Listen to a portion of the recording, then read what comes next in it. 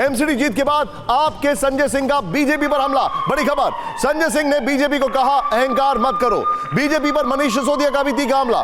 दिल्ली लूटने वाली बीजेपी को सबक सिखाया, मनीष सिसोदिया ने कहा। सीधे दिखाइए क्या कुछ कहा इन्होंने। दिल्ली के कूड़े के पहाड़ पर, दिल्ली के कूड़ा राज पर, एमसीडी के भ्रष्टाचार के राज पर दिल्ली की जनता ने झाड़ू चलाने का काम किया है, झाड़ू चलाने का काम। दिल्ली की जनता को बहुत बहुत दिल की गहराइयों से धन्यवाद, क्योंकि उन्होंने 15 साल की भ्रष्ट भारतीय जनता पार्टी की सरकार को हटाकर ईमानदार, कट्टर ईमानदार केजरीवाल जी के नेतृत्व में एमसीडी में भी आम आदमी पार्टी की सरकार बनाने के लिए बहुमत दिया है।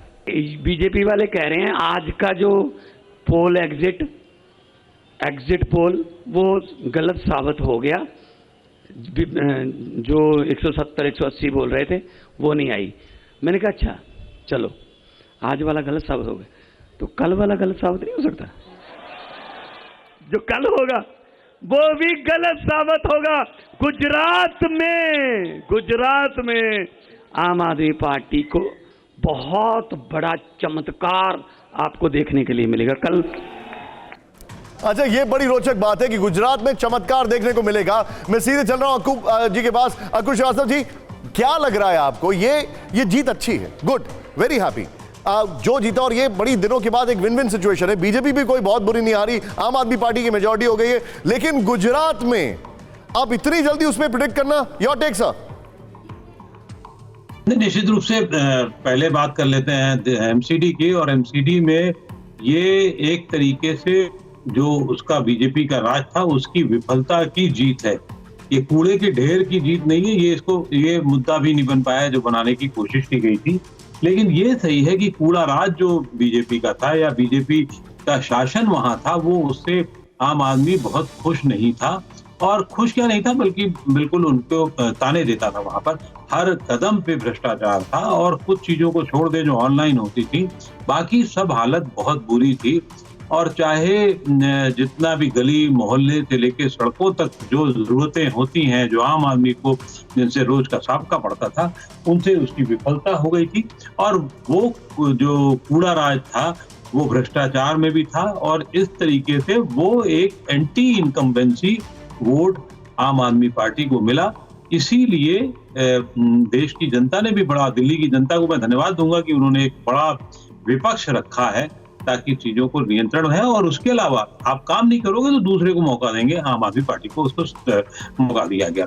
जहां तक गुजरात की बात है, गुजरात की स्थिति इससे भिन्न है।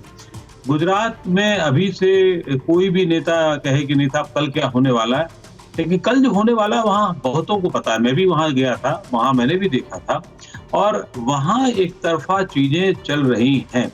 लेकिन क्या वो एक तरफा भी होती हैं तो आम आदमी पार्टी को जो भी मिलेगा वो बड़ा मिलेगा, क्योंकि वहां पहले तो कुछ भी नहीं था उसका। आम आदमी पार्टी को इस समय वहां जो भी मिलेगा वो बहुत बड़ा होगा, अगर वो परसेंटेज में थोड़ा सा भी बढ़ जाता है। क्यों? क्योंकि राजनीति की लड़ाई जो है परसेप्शन से ज्यादा होती है, ना कि वास्तविकता से। आप दिल्ली में क्या हुआ क्या नहीं हुआ ये सब जानते हैं। बिजली पानी की वजह से ये सब चीजें हो रही हैं। बहुत ज्यादा और आगे बढ़ने की कोशिश ना की जाए तो उतने तक बहुत है। शिक्षा और अस्पताल एक दूसरे चरण की चीजें हैं, लेकिन उससे ज्यादा बिजली पानी का मामला है गुजरात में।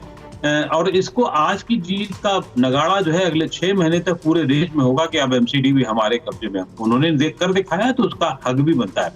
लेकिन गुजरात में जो परसेंटेज का खेल होगा, सीटों का खेल नहीं होगा, परसेंटेज का जो खेल होगा, वो उनको भारतीय जनता पार्टी को, देश की राजनीति को देखने समझने वाले वो एनालिस्ट को वो भविष्य तक काम आएगा, और वो भविष्य तक उसकी चुनौती दिखाई देगी। और आने वाला हर चुनाव बड़े एक सेमीफाइनल का लीग मैच हो रहा है समय, मैं कह रहा हूँ बार बार फुटबॉल के का उदाहरण देता हूँ, लीग मैच है, और उसमें उससे जोड़ा जाएगा, उससे ऊपर जाएंगे लोग। अंडरस्टूड।